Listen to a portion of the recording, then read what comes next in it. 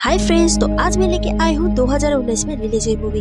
इस मूवी का नाम है द रूम और इस मूवी का IMDb रेटिंग है 6 आउट ऑफ 10। क्या हो अगर आपको वो सब मिलना शुरू हो जाए जो आप अपनी जिंदगी में पाना चाहते थे? क्या आपको वो खुशियाँ मिलेगी या आपका लालच बढ़ता ही चला जाएगा? तो चलिए वीडियो को शुरू करते हैं। मूवी के शुरुआत में हम एक कपल को देखते हैं जिसमें लड़के का नाम मेट और लड़की का नाम केट होता है। ये दोनों एक न्यूयॉर्क अपस्टेट में शिफ्ट होते हैं जहाँ पर ये बहुत बड़ा घर लेते हैं। यहाँ चारों तरफ कुछ भी नहीं होता, सिर्फ सन्नाटे के अलावा। अब ये दोनों घर की साफ सफाई करना शुरू करते हैं और जब ये घर की सफाई कर रहे होते हैं तभी यहाँ पर मेट को एक दरवाजा दिखता है जिसकी चाबी इनके पास नहीं होती। जब ये पुराने घर के सामान में चाबी ढूंढते हैं तो इन्हें चाबी मिल जाती है। इसके बाद ये दरवाजा खोलने की कोशिश करते हैं और जल्द ही दरवाजा भी खुल जाता है। जैसे ही दरवाजा खुलता है तो वहाँ पर सारे लाइट्स टिमटिमाना शुरू हो जाते हैं और घर के लाइट्स चले जाते हैं। इन दोनों को कुछ भी समझ में नहीं आता। अब अंधेरा होने की वजह से बेसमेंट में वो लोग नहीं जा सकते, इसलिए ये अगले दिन इलेक्ट्रिशियन को बुलाकर लाते हैं। जब ये दोनों बेसमेंट में जाते हैं तो पूरी तरीके से हैरान हो जाते हैं क्योंकि यहाँ पर चारों तरफ हजारों वायर्स होते हैं। इन वायर्स का क्या मतलब है इन्हें कुछ नहीं पता। अब यहाँ पर घर के नीचे बीचों बीच एक व्हील रहता है और उसमें 3 लाइट्स जली हुई रहती है। इधर घर के पूरे लाइट्स चली जाती है लेकिन वो लाइट्स जली रहती है। इलेक्ट्रिशियन को ये सब देख के काफी अजीब लगता है, इसलिए वो उनकी कुछ भी मदद नहीं कर पाता। लेकिन वो जाते वक्त मेट को कहता है कि मैं हैरान हूँ कि आपने ये घर खरीदा क्योंकि ये घर बहुत समय से खाली पड़ा हुआ है। साथ ही वो मेट को एक अजीब बात बताता है कि अब से पहले जो लोग यहाँ पर रहते थे उनका मर्डर भी यहीं पर हुआ। ये सुनते ही मेट काफी डर जाता है और वो सोच में पड़ जाता है कि हम ऐसे घर में रह रहे हैं जहाँ पर किसी का मर्डर हुआ। पर वो केट को ये सब बातें कहता तो नहीं है लेकिन खुद नेट पे सर्च करता है। तब उसे पता चलता है कि सन 1975 में एक लड़के ने इस घर में रहने वाले एक कपल्स को मार दिया था, मगर उन्हें मारने का कारण तो उसे पता नहीं चला, लेकिन उसे पागल खाने में भर्ती किया गया था। मेट इन सब बातों से थोड़ा सा परेशान हो जाता है। अगले दिन वो अकेले उस रूम में चला जाता है। उसके पास एक टेबल लैंप भी होता है। मेट काफी परेशान रहता है, इसलिए वो कहता है कि काश मेरे पास एक वाइन की बोतल होती। जैसे ही वो ये कहने लगता है यहाँ पर लाइट्स टिमटिमाना शुरू हो जाता है। उसी वक्त लाइट्स पूरी तरह से बंद हो जाता है, जिसके बाद लाइट्स अपने आप आ भी जाती है। जब लाइट्स आती है तब मेट के सामने एक वाइन की बोतल होती है। अगली सुबह जब केट उठती है तब वो देखती है तो घर के सारे लाइट्स टिमटिमा रही है और वो मेट को देखने के लिए उसी रूम में जाती है। जब वो उस रूम में जाके देखती है तो वहाँ पर बहुत सारा सामान होते हैं। केट को कुछ भी समझ में नहीं आता। मेट उसे कहता है ये एक इच्छा रूम है, जो भी तुम यहाँ पर विश करोगी वो विश पूरी होगी। और केट यहाँ पर अपने जॉब के लिए विश करती है, जिसपे मेट उसे कहता है ये रूम तुम्हें कोई जॉब नहीं देता, तुम बस किसी चीज की ख्वाहिश करो, तुम्हें वो मिल जाएगी। तब मेट पैसों की मांग करती है, जिस पर वो लाइट फिर से टिमटिमाता है और जब पूरी तरह से लाइट जलती है तो वो देखते हैं कि रूम में पैसे हैं, यानी कि वो रूम में जो भी विश करो वो पूरी करता है क्योंकि अपनी सारी विशेष को इस रूम से पूरी कर सकते हैं। इसलिए ये दोनों अपनी जॉब छोड़ देते हैं। वही मेट को पता चलता है कि 1975 में जिस लड़के ने यहाँ पर रहने वाले एक कपल को मारा था आज भी वो जिंदा है और वो जेल में है। उसे इन बातों से कोई फर्क नहीं पड़ता। ये दोनों अपनी इच्छाएं पूरी कर रहे होते हैं। ये वो हर चीज की मांग करते हैं जो इन्हें चाहिए होती है। ये इतना पैसा मांगते हैं कि वो पैसे की एक दीवार बना देते हैं। अब मेट केट से कहता है कि हम एक बार फिर से बच्चे की प्लानिंग करेंगे, जिस पर केट को गुस्सा आ जाता है क्योंकि वो पहले भी 2 बार प्लानिंग कर चुके हैं और दोनों बार उसका मिसकैरेज हो गया था, यानी कि उसका बच्चा उसके पेट में ही खराब हो गया था।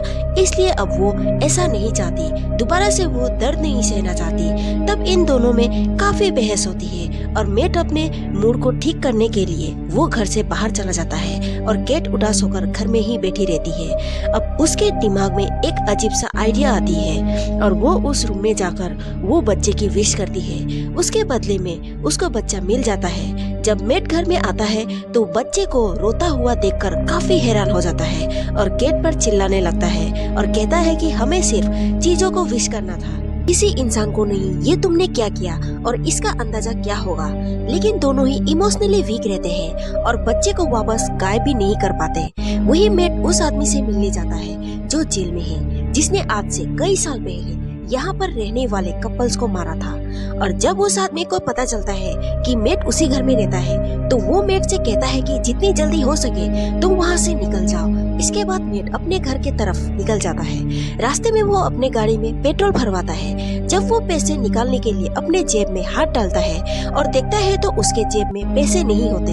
ये सब देख के मेट को कुछ भी समझ में नहीं आता।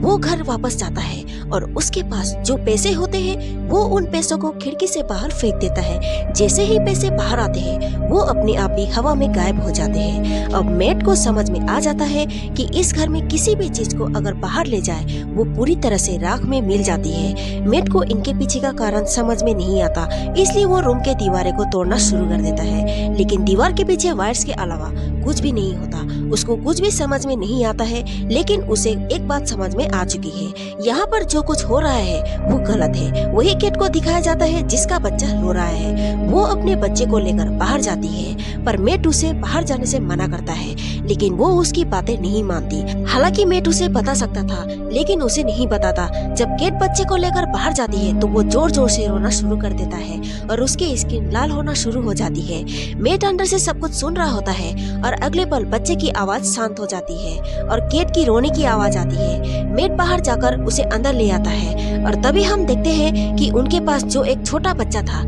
वो अब बच्चा नहीं रहा, क्योंकि अब वो 7 साल के एक लड़के जैसा हो गया है, जो कि उसकी उम्र अपने आप ही बढ़ गया है। यानी कि उस रूम से मांगी हुई किसी भी चीज को अगर बाहर ले जाए तो वो पूरी तरह से नष्ट हो जाएगी, और अगर किसी जिंदा चीज को मांगकर बाहर ले जाया गया तो हर बीते हुए पल के साथ उसकी उम्र बढ़ेगी और बहुत जल्द उसकी मौत हो जाएगी। जब केट को ये सब बात पता चलती है तो वो काफी हैरान हो जाती है। फिर भी वो उस बच्चे को अपना लेती है और तब से केट और मेट की रिलेशन कुछ अच्छा नहीं होता। यहाँ तक वो एक अलग अलग रूम में रहने लगते हैं। केट के लिए उसका बच्चा सब कुछ होता है और मेट अपने रूम में अक्सर ब्लैक एंड व्हाइट कलर करता है। अब उनका बच्चा देखने में, रहन सहन में बाकी बच्चों जैसा ही होता है, लेकिन उसको बाहर जाना इजाजत नहीं होता। एक दिन इनका बच्चा दरवाजा खोलता है और वो दरवाजे से अपने हाथ को निकलता है। तभी केट आती है और उसका हाथ खींच लेती है, दरवाजे को बंद कर देती है और अपने बेटे को बताती है कि तुम्हारी तबीयत ठीक नहीं है, तुम बाहर नहीं जा सकते क्योंकि बाहर बहुत सारे जंग से। एक रात के वक्त वो बच्चा रूम से बाहर निकलकर इधर उधर भटकता रहता है। तभी वो उस रूम में जाता है जहाँ पर इच्छाएं पूरी होती है। वो वहाँ देखता है तो वहाँ पर बहुत सारे वायर्स होते हैं और वो उस व्हील तक भी पहुँच जाता है जहाँ पर 3 छोटी छोटी लाइट जल रही होती है।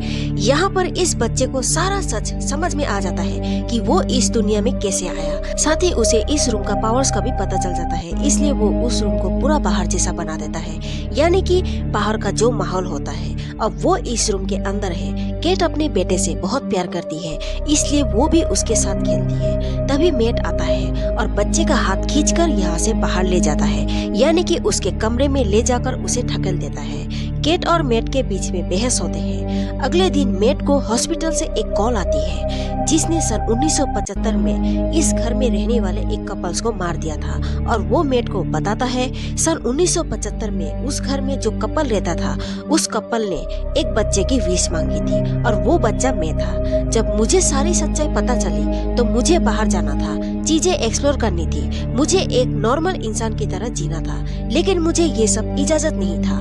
और एक दिन रूम ने मुझे बताया कि अगर तुझे बाहर जाना है तो तुझे उसको मारना होगा जिसने भी तुझे विश किया था। विश करने वाली वो लेडी होती है, उसे मार देता है और उसके पति को भी मार देता है, इसलिए उसे जेल में डाल दिया जाता है। ये बातें केट दूसरे रूम के फोन से सुन रही होती है और वो गुस्से में गाड़ी लेके घर से बाहर चली जाती है कि उसने कितनी बड़ी गलती की है। यहाँ काफी रात हो जाती है और केट घर वापस नहीं जाती, वो गाड़ी चलाती रहती है। वहीं घर पर केट का बेटा बार बार मेट को अपनी माँ केट के बारे में पूछता है। मेट को बहुत गुस्सा आने लगता है और वो उसको सारी सच्चाई बताता है कि हमने तुम्हें उस रूम से विश करके यहाँ बुलाया था। अगर तुम घर से बाहर निकले तो तुम्हारी उम्र बढ़ जाएगी और तुम बूढ़े हो जाओगे, फिर तुम्हारी मौत हो जाएगी। तभी उसे घसीटते हुए जानबूझकर दरवाजे के पास ले जाता है और काफी डांटता है क्योंकि वो अपनी पत्नी को खोना नहीं चाहता। फिर मेट उस बच्चे की आंख में देखता है और उसे ये एहसास होता है कि वो जैसा भी है एक बच्चा है। मेट उसे माफी मांगता है और उसे एक कहानी सुनाता है। इसके बाद ये दोनों एक बाप बेटे की तरह एक साथ सो जाते हैं। आधी रात को केट घर वापस आती है तो वो इन दोनों को एक साथ देख के काफी खुश हो जाती है। आखिरकार इसने अपने बेटे को अपनाया। इसलिए केट मैट के पास चली जाती है। ये दोनों फिजिकली एक दूसरे के बहुत क्लोज आ जाते हैं, लेकिन उसी वक्त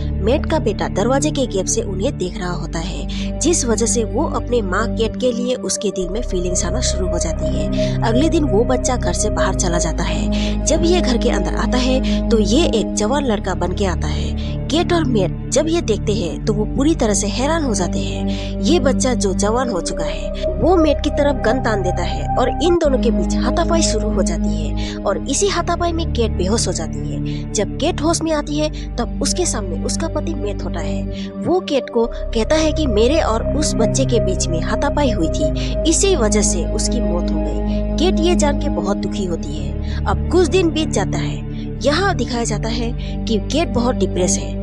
वो इस घर में नहीं रहना चाहती, इसलिए वो मैट से कहती है कि वो यहाँ नहीं रहना चाहती, वो यहाँ से जाना चाहती है। तब मैट उसे कहता है कि हमारे पास पैसे नहीं है और सबसे बड़ी बात यह है कि हमारे पास सब कुछ है, हमें इसी घर में रहना चाहिए, हमें ये जगह छोड़नी नहीं चाहिए। केट को ये एहसास होने लगता है कि मैट का काफी अजीब बर्ताव बढ़ता जा रहा है और देखते देखते वो उससे जबरदस्ती करने लगता है। तब केट को पता चलता है वो मैट नहीं बल्कि वही बच्चा है जो उसने रूम से विश मांगकर अपना रूप मैट के रूप में बदल लिया है। अब यहाँ पर केट भागते भागते बेहोश हो जाती है। वही असली मैट को दिखाया जाता है जो होश में आता है। वो पूरे घर में केट को और उस बच्चे को ढूंढता है, लेकिन उसे वहाँ पर कोई नहीं मिलता। वो देखता है कि दरवाजा पूरी तरह से बंद है। वो किसी तरह से वो दीवार को तोड़कर वायर्स को हटाकर बाहर निकल जाता है। तभी वो देखता है कि ठीक उसके सामने वैसा ही घर है जो कि उस बच्चे ने एक और डुप्लीकेट कॉपी बना दिया होता है, यानी कि एक जैसे दो घर। यहाँ पर वो डुप्लीकेट मैट केट के साथ जबरदस्ती कर रहा होता है। उसके बाद केट वहाँ से भाग जाती है। तभी वहाँ जो असली मैट रहता है वो उस घर में केट को ढूंढने जाता है, जहाँ पर उसके सामने हमशक्ल होता है, यानी कि वो बच्चा। अब केट यहाँ पर पूरी तरह से कंफ्यूज हो जाती है। तभी केट उस बच्चे को उसके नाम से बुलाती है और वो बच्चा रेस्पॉन्स करता है। तभी केट को पता चलता है कि वो बच्चा कौन है। वो उसे सीढ़ियों से धक्का देकर वो अपने पति मैट के साथ भागने लगती है और वो बच्चा अपने शक्तियों से घर के हर रास्ते को बदल देता है, जिस वजह से उन्हें बाहर जाने का रास्ता नहीं मिलता। लेकिन किसी तरह से दोनों घर से बाहर आ जाते हैं। अब वो बच्चा भी इनका पीछा करते हुए बाहर आ जाता है, लेकिन सच्चाई ये होती है कि ये घर बाहर का हिस्सा नहीं होती, बल्कि ये घर का अंदर का हिस्सा होता है जो पूरी तरह से बाहर की तरह लगता है। केट और मैट अब असली घर के अंदर जाते हैं। वो बच्चा भी उनके सामने होता है। वो मैट के ऊपर हमला करता है, लेकिन मैट उसे पकड़कर घर के बाहर कूद जाता है और केट दरवाजा को बंद कर देती है। वो बच्चा अभी भी बाहर पड़ा रहता है और उसकी धीरे धीरे करके उम्र बढ़ने लगती है और वो बुढ़ा होकर वही मर जाता है। ये सारे हादसे के बाद केट काफी रोने लगती है। कुछ दिनों के बाद ये लोग उस घर को छोड़ देते हैं और मोटेल में रहने लगते हैं। तभी केट को पता लगता है कि वो प्रेग्नेंट है और उतने में ही मोटेल की लाइट्स टिमटिमाने लगती है, यानी कि जो भी डिमोनिक शक्ति थी उसने उस बच्चे का रूप लिया है। दरअसल वो रूम एक डिमोनिक रूम होता है, यानी कि उस घर के नीचे कई सालों पहले एक डीमन को कैद रखा गया था। इसलिए उस रूम के ऊपर अगर हम देखते हैं तो एक ट्रायंगल का साइन रहता है ताकि वो वापस बाहर ना आ सके।